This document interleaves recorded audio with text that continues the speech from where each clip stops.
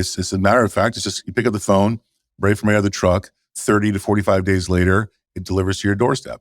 Because the only way to really succeed in this business is to have multiple vehicles. One truck, you'll make a couple $100,000 a year. It's great. But you want to make it $1 million a year, you better have several trucks. Welcome back to the Pursuit of Profit podcast. Today I sat down with James Groves. He's the COO of Hole in the Wall franchise.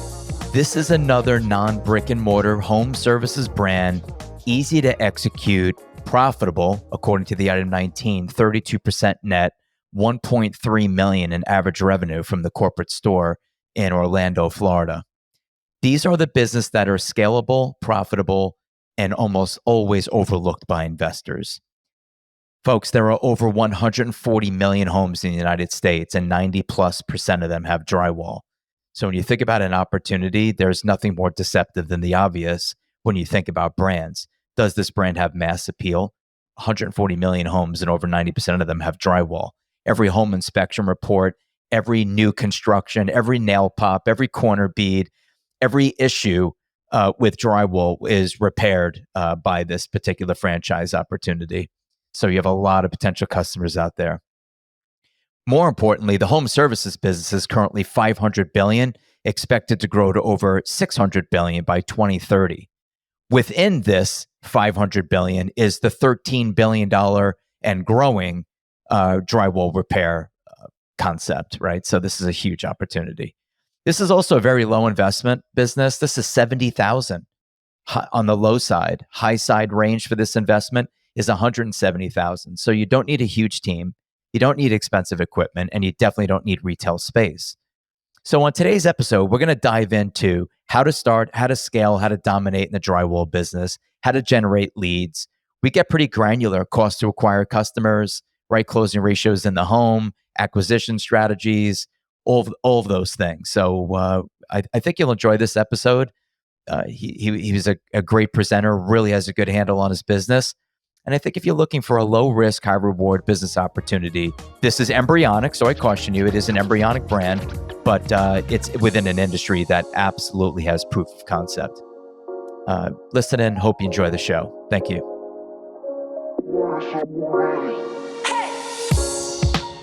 All right, awesome. Welcome. I appreciate it. I've been looking forward to this one. This is a good one. Hole in the wall. An idiom, right? Are you guys religious, or how did you get the name? Well, the name actually came up with a friend of ours, because Bill started his own business doing a painting business for years, cement painting, my business partner, Bill. And when he wanted to branch out into the drywall sector, he met with a friend. He said, I got a name for you, Hole in the Wall Gang. And Bill's like, well, I don't like the word gang, but I do like the word hole in the wall. And so the Hole in the Wall stuck. We are a very religious company. I was a missionary in Africa. My parents are still missionaries, and Bill's father was a pastor, and he's very active in his church. So really, okay. But no, Hole in the Wall was not a religious name. It was definitely a tongue-in-cheek name that really stuck. It's interesting that you say that, because I wasn't sure where the name. I happen to love like idioms and where phrases came from. I don't know if you know, but hole in the wall goes back to Ezekiel. And what's interesting, it's Ezekiel 8. 8 is 2 holes, 2 circles. And the phrase is, then he brought me to the entrance of the court. I looked and I saw a hole in the wall where he saw corruption, getting a trademark for a phrase that has been used since the Bible. Mm-hmm. How did you pull that off? What did you do? All right. So since we have this blessings kind of topic real fast, I will tell you about 5-6 years into us really diving into this, trying to pursue, the growth of the company, I looked at Bill and I go, do you have a trademark on this? And he's like, no. Hired a trademark attorney. He failed twice to get it trademarked. So the logo, the hole in the wall logo, not the words, just the logo, because the logo itself, has the words in it. So we'd be fairly protected. And at the end, he's like, well, you guys got a trademark. You can't get this trademark. You got to rebrand the name of the company. And we're like, you're nuts. I'm not changing the name of the company. It's too good. The brand is too hot, too quality to get rid of. So I fired him, hired another trademark attorney, a hot shot out of New York. And she said, listen, you might get declined, but we're going to keep pushing forward. And 3 months later, we got approved Wow. for that. And then to take it a next step further is my franchising attorney is also a trademark attorney. And he's like, let's go after the words hole in the wall. Let's go get your service mark, your word mark on the words hole in the wall. And we just got that last year. So we now have the logo and the words hole in the wall. All right, that's impressive. And I would have bet against you being able to do that. It was like Trump with, you're fired. People have been saying that way before he was saying it. There's certain things that you would think a phrase like that you wouldn't be able to do. Good for you. So it's federally registered mark, not only the logo, but the actual hole in the wall as the brand name. Good for you. Yeah. And then trying to find the domain name, holeinthewall.com. That was another 6-year endeavor. But we got it. So I know there's so many brands, to your point, and that don't use their name as the URL. They can't. Right? Like, look at some of these franchise concepts out there. They'll abbreviate things. They'll put like dev, right? Or just some other, because it's like, I can't have my full name. I got to add something to it like co. It's true. Yeah. Like to get a .com in hole in the wall. Are you .com? Yep. Yeah. I mean, these are people don't realize what goes into building a brand because it all matters. The name matters, right? I love the tactful persistence in the face of rejection. I don't hear no, and I like to get what I want. So I give you a ton of credit. It also shows what kind of leader you are, right? Are you going to roll over and that's it? Like, what kind of CEO are you? That's it. So, you get a little pushback on your name. You're done. Come on. Tell the audience what you do. Tell us, like, level set. What's the brand? Yeah. What do you do? What's going on in your world? You got a ton of experience, great background. So share with the audience. Well, yeah. So Hole in the Wall Drywall Repair, headquartered here in Orlando, Florida. We've been alive for 14 years. And we basically started with this end in mind. We knew that when I came to the table, if this was Bill's drywall company, I wouldn't be here. It wasn't a brand that's sellable nationwide. But knowing that Hole in the Wall was a brand with a great logo, a great name, everyone gets it. I've never had someone say a negative thing about the words hole in the wall. Everyone's got a positive spin. It's a hole in the wall bar or a restaurant. There's a hiking trail, hole in the wall, all these biblical references, And so what we specialize in is we don't do typically the full installation. We're not going in to make a brand new warehouse or build new homes or these large renovations. We focus on the things that are kind of a nuisance, the niche of repairing drywall. What happens when little Billy opens the door too hard and you got a little doorknob hole in the wall? Well, sure, as dads, we can probably try and fix it ourselves. But that usually takes about 4 trips to Home Depot and a bunch of headaches. Or you can call a professional company like Hole in the Wall that comes in, we're in and out of your house in 45 minutes, and it's ready to go. But then you think about the other areas that cause damage to walls. 97% of all of the 140 million homes in America, they all have drywall in the walls and or ceilings. And so it's also fairly brittle. It's like chalk. It's just gypsum. So, it gets damaged. It gets wet. You have a flood, maybe a water pipe breaks in your home. And now they do a 2-foot flood cut, throughout the entire house. Well, how do you bring your home back to, livable standards? You need someone like us to come in there and repair that repair. We like to say we don't patch, we repair. People think of drywall patches. You ever walk into a building in a home and you see the repair of the patch that was done on the wall, but you can still see it. That's the patch. When we're done, it's a repair. That damaged area. Yeah, I can look behind almost every door and I can see a perfect circle patch from where the doorknob went through it. You could see the wave. Right. You could see that the color's not matching. You could see that the mud wasn't applied properly. You can tell. So I like what you're saying. Exactly. Match. Yeah, texture match is critical. A lot of knockdown on walls because there's so many imperfections today. It's really an art form. It's an art form. My employees are all craftsmen. We train them to be craftsmen for that reason, because you have to have an eye for detail. This brand fits perfectly into our show because we love those easy to execute, profitable, scalable, and almost always overlooked businesses. No one's waking up today And no one this weekend is jumping on the internet to say drywall franchise. No one, right? I'm sorry, no one is doing that. It's just not something.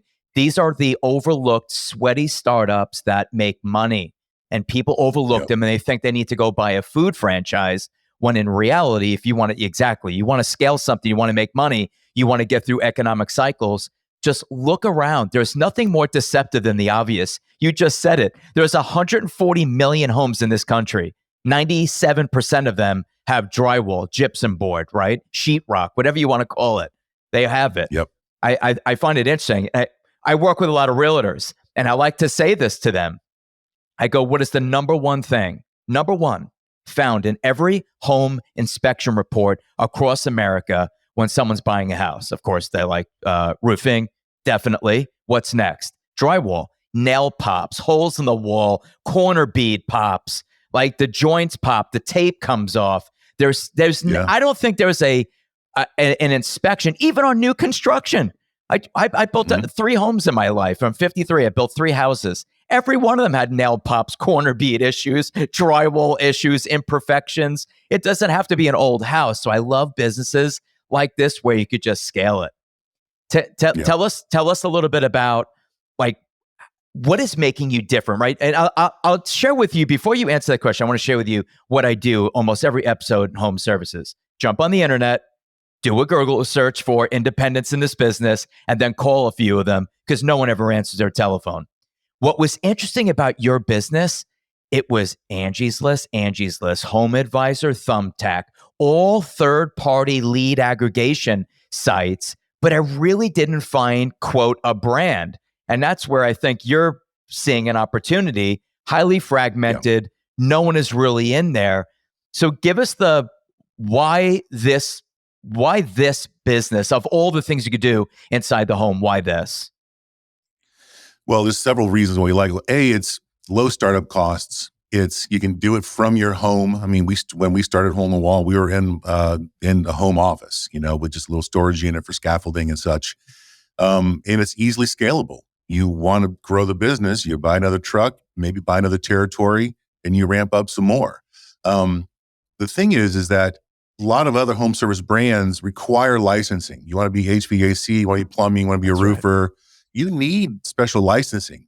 We fall under, in most states, a really niche market. We're like handyman, painter, we fall in between. There's actually not a drywall repair code, out there. So we fall into this thing. Well, we don't typically require any kind of like GC style licensing. So we could train somebody who has a little bit of smarts on how to do the repair and start making money right away without having to go through being qualified. I've got friends that own roofing franchises. They're not roofers, but they got to pay someone to qualify their business, right? That's a very costly, thousands of dollars a month expense. But Hole in the Wall, you don't have that. You literally are out doing jobs, making money, collecting cash right away with very low overhead. Okay, so you got a truck that we have a very great program where it's unlimited mile lease, 0 money down, fully outfitted, interior and full wrap.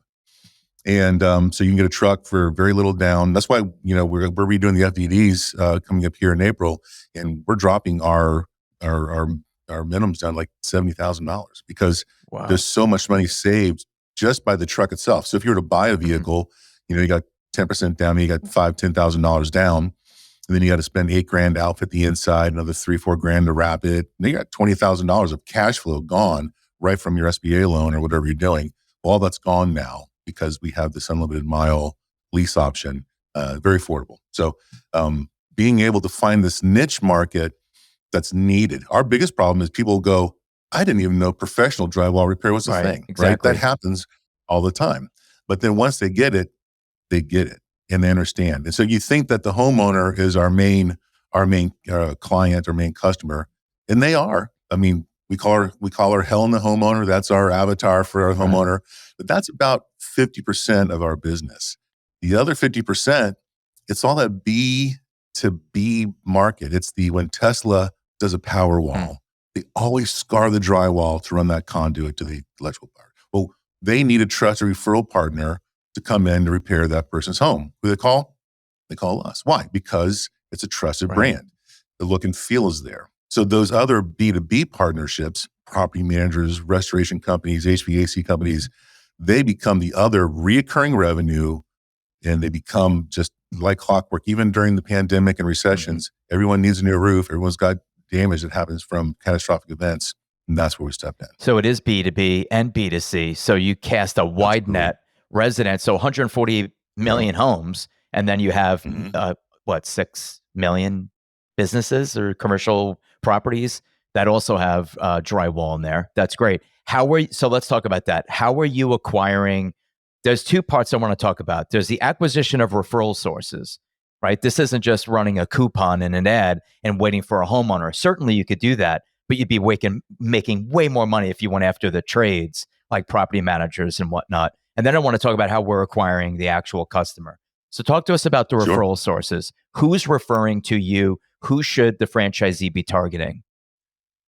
Yeah. So we break them into three different phases, right? The first phase is the first 6 months, you've got to do your online marketing heavy. We're pushing a lot of money, pay-per-click ads. We're running the Angie leads. We're running, Home Advisor, with Facebook campaigns. All those are live because that's going to bring in the cash flow immediately, right?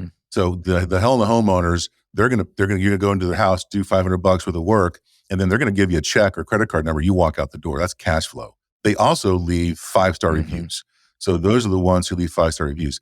But then the second, third, that's when you're out there, we call it burning shoe leather. You're doing networking events. You're doing cookie drops or donut drops. We have a whole donut hole campaign we're doing now. We're making little tiny donut holes with a branded box.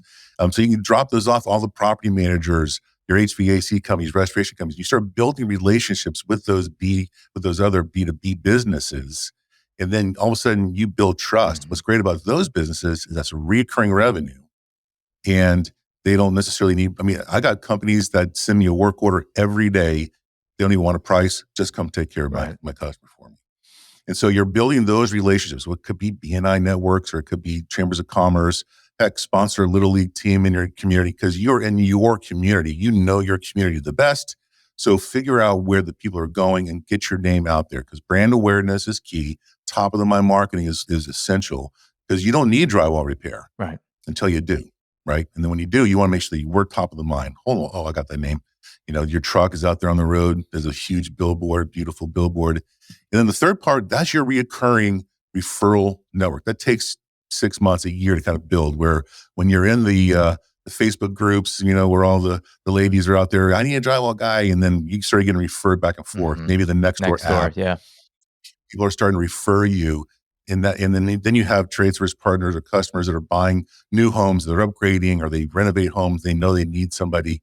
I've got one customer, I repaired her bathroom wall 4 times because she locks her dog in there during the day and her dog scratches at the drywall sometimes. And so we keep going back and repairing because we're trusted to her. That's that reoccurring stuff. So it really is heavy marketing up front. Digital marketing is key, but that's just to get the plate spinning, and then you can go right into your burning shoe leather, making relationships. All right, so that digital campaign is going after Helen, the homeowner, right? Got it, right? Yeah. So now we're targeting the end user homeowner. Then you're going after that next phase is the painters, the electricians, the plumbers, the restoration companies, electrical contractors, all that stuff.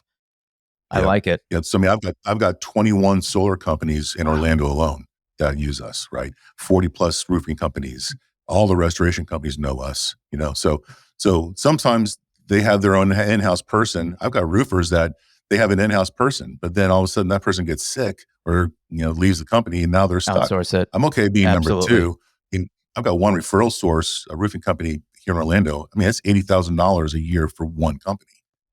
That's now you all of a sudden, now you have dozens of those companies and you're underneath your tool belt. And it's just money in the bank. If you took your revenue, just take your revenue in its entirety and said X% is coming from Helen, the homeowner, and X% is coming from these referral source contractors, what is that mix of business? In Orlando, it's 50-50. It is. It truly is 50-50. Because listen, we do 35, 40 jobs a week in Orlando. I've got 7 full-time crews here. We average between 15 and 1,800 jobs a year. Okay, so that's not holes, that's jobs. So we have such a presence, and because homeowners need you. we're not just trying to sell you drywall. We're trying to sell you a service that you need. Everyone needs someone like us. We are providing a solution for their problem. They have their teenager just moved out, graduated college. He's now gone.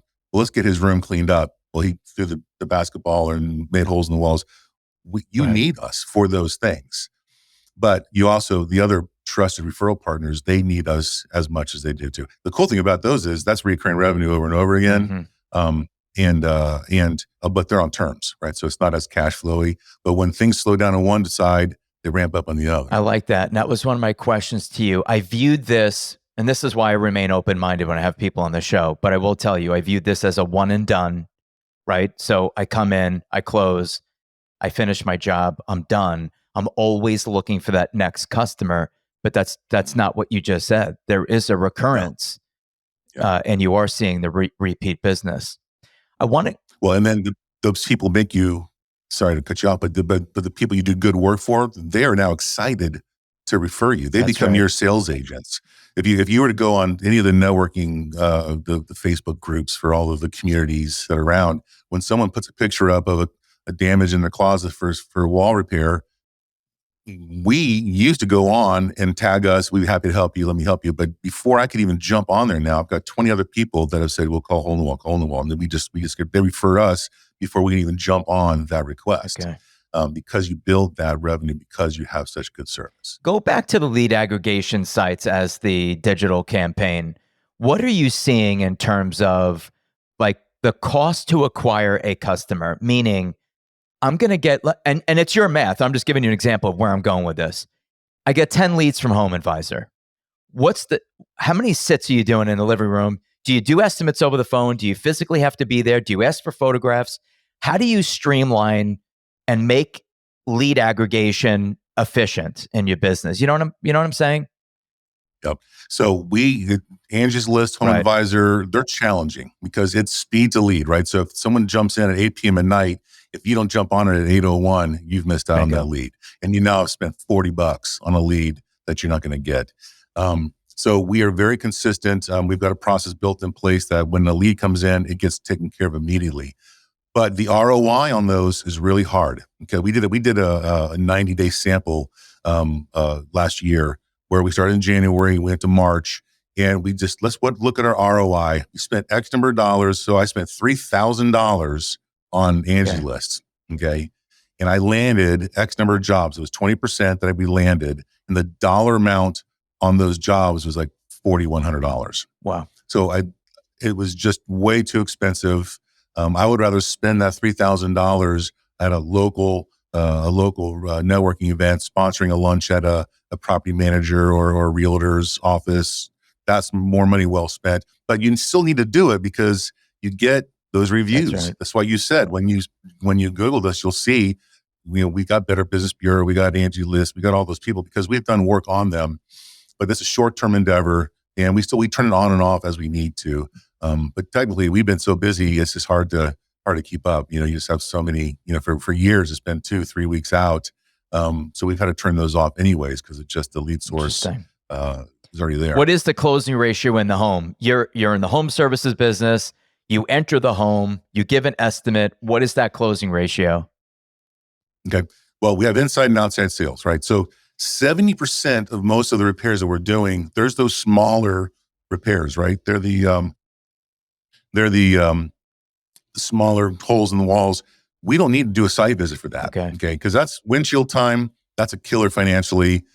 So our process is built, whether it's coming in from a lead source from online or a campaign, our CRM tracks all that, or they just call or text us. Then we get their basic information. Where's the job? Who's paying for the job? Email address. And we send them an email requesting photos. And then they send us some pictures of the walls. Listen, I just told you we do 1,800 jobs a year. If you tell me you got a 2-foot hole in the wall, I can tell you the price is going to cost you $300. We'll be there on Saturday. I mean, that's how fast it can be. And then we send them an estimate. They approve it. And we get it scheduled. That's what I'm talking about. That is so scalable. Windshield time, fuel costs, labor costs, distraction, everything, right? You look at it's a force multiplying effect when you look at just sending a rep in a vehicle on the road. It's Mhm. just net sum negative until you get that deal. Absolutely. Seriously. Or you have to price yourself out of That's the right. market, right? Because your competition, whether it be truck and a truck, they'll come in and do the job for $200, but it's not going to be the same. And so we do site visits. So 30% of the time, I've got one full-time estimator. He does 40 site visits a week. It's a bigger But those job. are jobs Yeah, that you tearing out, qualify. like Yeah, you said, tearing out the perimeter of sheetrock 2 feet off the right. floor because of water damage, Exactly. wicking up the insulation. I totally get it. But I Absolutely. like what you're Yep. saying. You could really be efficient and by leveraging. And I could envision having you back on the show next year, and you're using AI. They take a picture, it Oh yeah. automatically tells us the size. It automatically tells us the cost of goods, everything.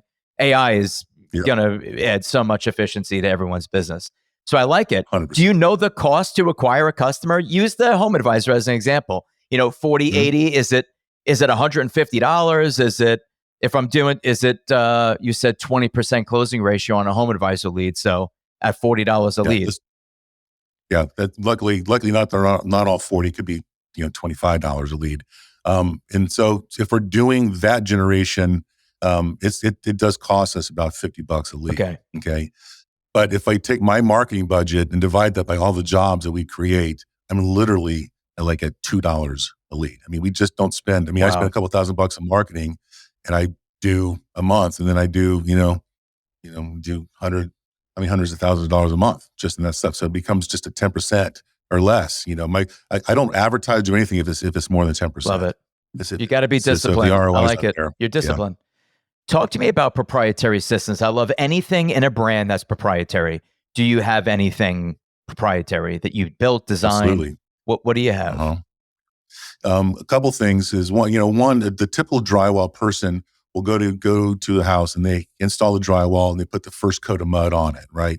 And then they got to leave, let it dry, and they come back the next day and they sand it, maybe put a second coat of mud on it, and then they'll come back maybe the third day if you can get them to come back, Mm. and they'll come back and maybe they'll be able to texture it for you, right? So we use other products that are way faster. So take that doorknob hole. It literally is a half an hour, 45 minutes, and we're done, textured. Leave it alone for a day, you can paint it, right? It's not really proprietary, but we've really learned how to work the system because, again, windshield time the killer. If I can do 3 or 4 $400 jobs a day That's right. with one technician in a truck, And thank you. I'll and take not it have all to day go long back same day. and not have to go Yeah, back. that Mhm. is critically important. In and Right. out. So then we have some other things because texture is very difficult to match. So we have built a texture machine that will allow us to do a repair in a knockdown ceiling, which if you know what knockdown Mhm. is probably the hardest repair to match, texture to match.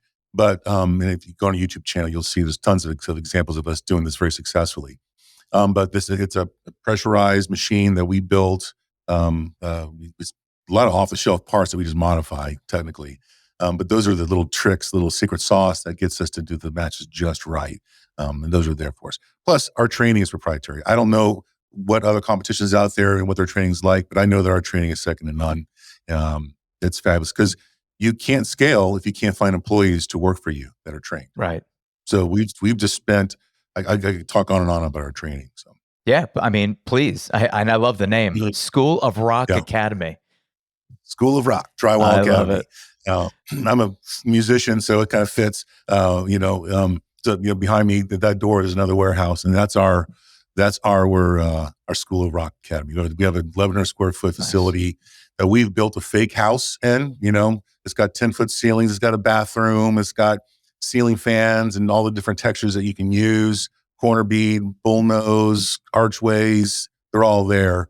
And so we have a training course. All the franchisees go through them. All of our employees go through them. It's a 2-week course where they learn the franchisees, the admin side. The first week is how to market, how to use a CRM, how to do an estimate. Here's the culture of the business. Here's how you grow a community and a family unit. And while that happens, their technicians are doing ride-alongs side by side with my technicians. So they're out there in the field because the repair is one thing, but handling the interaction with the homeowner, Mhm. collecting the money, yes, ma'am, yes, sir. Watch them how they actually take the care and cover and prep the entire area, right? So those are things that you have to see for yourself. In the second week, everyone gets their hands dirty. We just blast holes in the walls, and we teach them how to run base trim. We teach them how to match texture, how to cover everything. We run what we call the 3 C's: cover, complete, clean. Right? That's key to us, because if you can take an extra 5 minutes of covering, of prepping the floor, covering that television, you're going to save yourself a half an hour or more of cleaning on the back end. Right? But you have to complete it to the hole in the wall standards, which we train. So the problem that I realized we would have is, if someone comes here for weeks worth of just hands-on dirty drywall training, that's like trying to take a drink from a fire hydrant. How are they going to remember that? Right? Well, so I've got a production studio, as you see I'm in right now. So we videotape all of our training. So I've got a training app on the phone. We use Drywall. It's got 300 subjects currently with over 50 videos.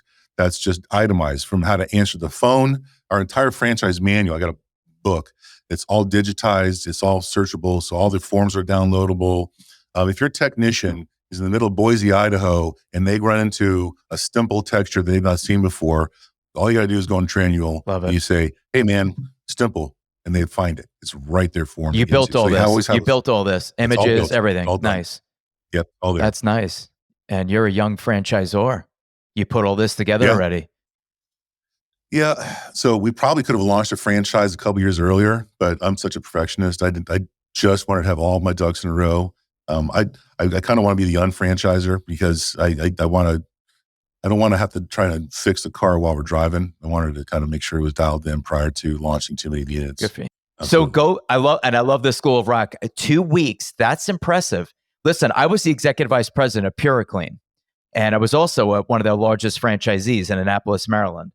And like one of our very close partners are PuraClean. I bet. You made a comment before about, in our next FDD, we're going to reduce the investment to 70, which right now you're 87.9 to 170. Are you saying that the low end investment will begin at 70 and work its way up to 170? I think it's going to be like 110, maybe 100. Really? It's small, because let's look at your startup costs. Because I did not have the unlimited miles, zero money down truck leasing before. So all my existing locations, they had to spend that kind of money to get their vehicles, get it all wrapped, all taken care of.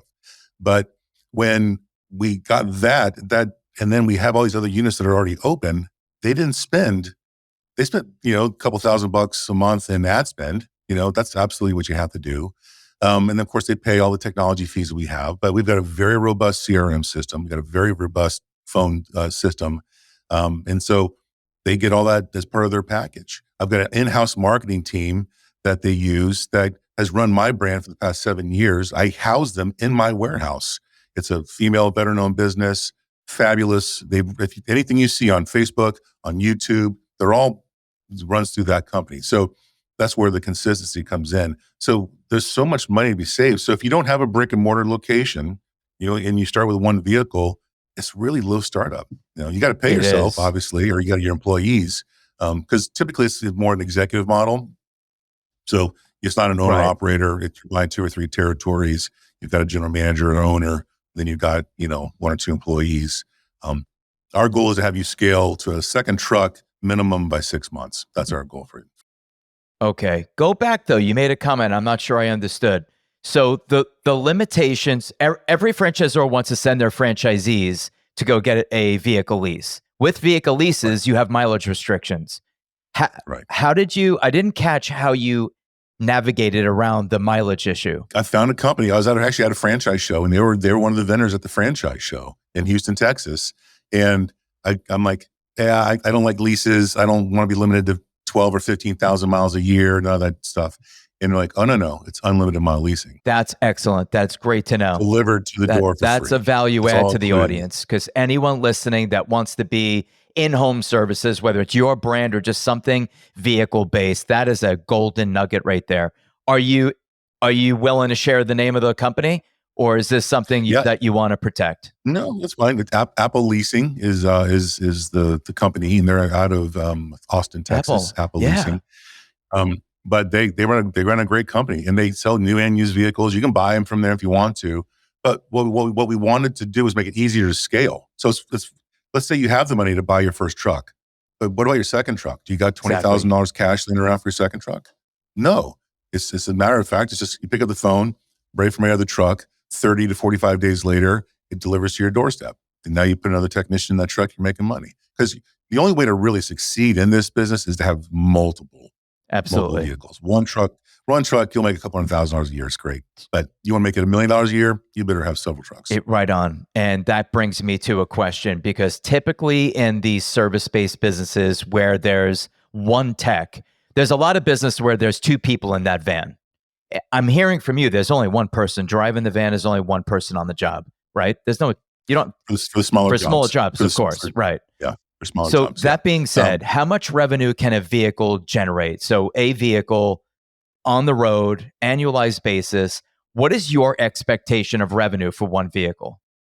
To start, it'll be so let's take Orlando location. I got 7 vehicles here. Okay, so I got 7 full-time leads. Some crews are doing what we call the hit and run work. That's the little smaller areas. You're doing 3-4 jobs a day, and those trucks can minimum $150 a year. Okay, minimum for one tech in a truck. Typically, I've got post high school students that are doing that now. They're just out there making money for us. And then I've got the guys who are doing those larger restoration style jobs. They might be 2 or 3 days, 4 days. And those trucks are making in Orlando on average between $250 and $350 a year. Okay. $350,000 a year. So we did, $1.3 million, and I had 7 trucks. And, just we do the math. It averages out to about $225,000. But I can't guarantee that. No, I Obviously, understand. I'm not allowed to. No, I understand. That to It's my a general statement, but, right? We're not making an earnings claim other than the item 19, where the corporate location P&L is showing 1.3 million. Doesn't it also show net? What is the net? So our net's 32%. Wow. So that's our net on it. And frankly, that's an adjusted P&L. Okay, so if you look at our item 19, it's adjusted because I have training facilities and podcasts, and so we'd remove some of those things from the P&L. But there's still a lot in the P&L that is, I think that the franchisees won't have. They won't have the robust phone system that I have. They won't have, I have more marketing expenses than they're going to have. I buy a lot of pens and tchotchkes and, giveaways. They're not going to have that. My uniform expense is way bigger than theirs is going to be because I've got, 14 full-time employees. Right. So I think that they're going to, but I can't guarantee this, but I think they're going to do way more than 32%. Wow. That's great. I notice you have a vet discount, which is great. I can see vets, first responders taking to an industry like this, which is great. Do you see your brand evolving in that direction where we're just going to take the call center in-house? We're just going to have their trucks come straight to our call center to be answered. How do you envision the growth of your model? So there is potential for that. We don't have enough units now to have a dedicated call center. So our phone system will ring either to us because we have our 1-800 or our 844 no holes, our toll-free number. And the franchisees, usually the first 3 months, they come to us first anyways. Here's my problem with doing estimates and doing bookings at a corporate level. First of all, it's a lot of work and headache, and I got to charge my franchisees for that expense, which I'm trying to keep their monthly cost low. But secondly is that each territory is different, right? So I'm selling a territory in Boston, hopefully next month. Well, the cost of living in Boston is different than Orlando. So what I charge $200 for here might be $600 there. And so there's no way for us in corporate to really know the nuances of their community. And frankly, I want the business owner for each location to be the face of their location. So don't just have this be a corporate runs location. You're the one out there doing their own podcast, doing their own meet and greets and, shaking hands and kissing babies at all these networking events. That's the personal touch that makes us different. Okay. I like that. I could see you evolving in that way and just controlling everything. And it's becoming a theme in franchising where the brands are just taking on more and more responsibility. But I do get I don't know the competitive landscape. I don't know what's happening in that market, right? It's like a handyman. Right. It's like any business. Yeah. I may see in the map as a 5-mile drive, but in Boston, 5 miles could take you 45 minutes. That's right. That's right. What I know, and your royalty is reasonable. You're doing a 6% royalty, 2% ad fee. 100%. Yeah. I mean, for Yeah, home services, I think that's reasonable. And then again, yeah, like you said, if you absolutely. start taking in-house services, you're just going to have to tack a fee on top of it and say, hey, when you get a lead from the national call center, you're going to pay a premium for it. So you could offset those Yeah. costs. And it's a service. So if you're starting out and you don't have time to answer the phone, I guess it's a benefit. But I'm trying to find those franchisees, those business owners that really want to be the face of their brand. Don't buy a job.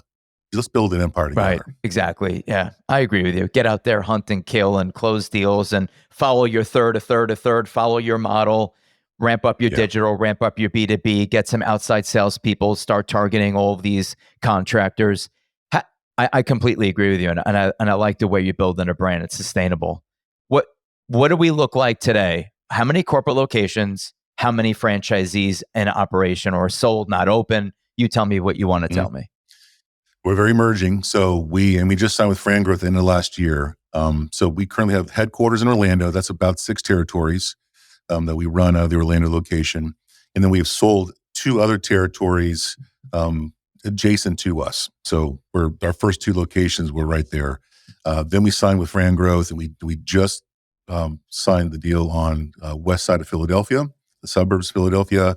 And then we're now that's the only one in the pipeline, and we've got dozens more in the pipeline that I've got to meet the team day in 2 weeks, and I've got, I think, 4 couples that are coming Wow. down from all over St. Louis, Boston, you name it. We just had Nashville here last month, so we anticipate us having several units just by summertime. Good for you. Good. I'm happy for you. It's nice. Look, it's a double edge, right? So a lot of people listening, every major market is available. When you ask, do you have Oh territory yeah, availability in Houston and Austin, in the biggest, best cities in America? The answer is yes. It's wide open. and listen, right now I'm the one who puts my hands around all of my owners. So for my first 10, 20 locations, you have me in your pocket That's right. all the time. I was on a call last night for an hour and a half with my Philadelphia guy because he was just so excited. We're talking through marketing opportunities. And it's like, you have my brain available to you. When we get too big, I'll scale that back some. But right now, jump in now. You still have my full You're access. exactly right. You're putting they're interacting with you, right? It's putting belt and suspenders on their success. Yes, there'll come a time Yeah. that you have 150 locations and you're not going to be that accessible. But right now, what is the benefit of getting in early, primary market, and you're working with the guy? We're not just here to tell you it's our way or the highway. We're here to work with our owners, and it's reciprocal. I've got people who are MIT graduates that are my franchise owners now. It's like these are people with MBAs that we're now bouncing ideas off of. So what we have now is amazing. What we're going to have in a year from now is going to be light years different because we just have this collaboration effect of all these smart, bright, brilliant business owners who wanted to fire the boss and become their own boss and create an empire in their location. Yeah, I'm so glad you brought that up because, I've been doing this over 20 years now, and it's like, I assume by now people realize you do not need direct industry experience to buy this brand. For people listening, it's like, man, this sounds like a really cool opportunity, but I don't know how to throw mud on a wall and feather it. You don't have to. As a matter of fact, James would prefer that you never do that. Like, work on the business, not in the business. Get out there with his a third, right? Do those things. Hire, fire, train, online reputation management. That's what the franchisee should be doing, not putting mud on a wall and doing all that stuff. So thank you for bringing that up. It's so true. I love it. You are part of a $500 billion home improvement industry. $500 billion. Yes. And if you take your subset of it, you're $13 billion. I didn't It see is that. Wow. remarkable. They're calling for $700 billion by 2032. Absolutely. I mean, you can find the brand website is holeinthe.wall.com. More about the franchising is holeinthe.wall.franchising.com. And there's also a button on the holeinthe.wall.com. We do run a business podcast called the Hole in the Wall Business Podcast with Bill and James, where my partner and I, we chat. It's not a drywall podcast. We talk about small business. We talk about where we have smart business people. I'll have attorneys and CPAs and talk about partnership agreements, and we talk about marketing and just you name it. We had a construction company in just last Tuesday. It drops every Tuesday all over YouTube, Spotify, iHeart. We've been doing 2 years. We got 130 episodes in. That's so right. love to listen. I'm looking for guests to come on that show. Send down the road if anyone thinks that their business would qualify to be a guest. I'd love to have it. If anything, it's just a resource for someone who doesn't necessarily know. You can be a good mechanic, but not a good business owner of a mechanic shop. And they don't really teach you this in high school. So That's right. We're just here to partner with people and help them. Don't do business in a vacuum. Love it. Very good. Really enjoyed getting to know you, your brand. Thank you for taking the time out of your busy day to spend it with me. And thanks for coming on the show. I really appreciate it. Thank you. Appreciate it. Thanks for tuning in. If you enjoyed this episode, don't forget to hit subscribe for more great content.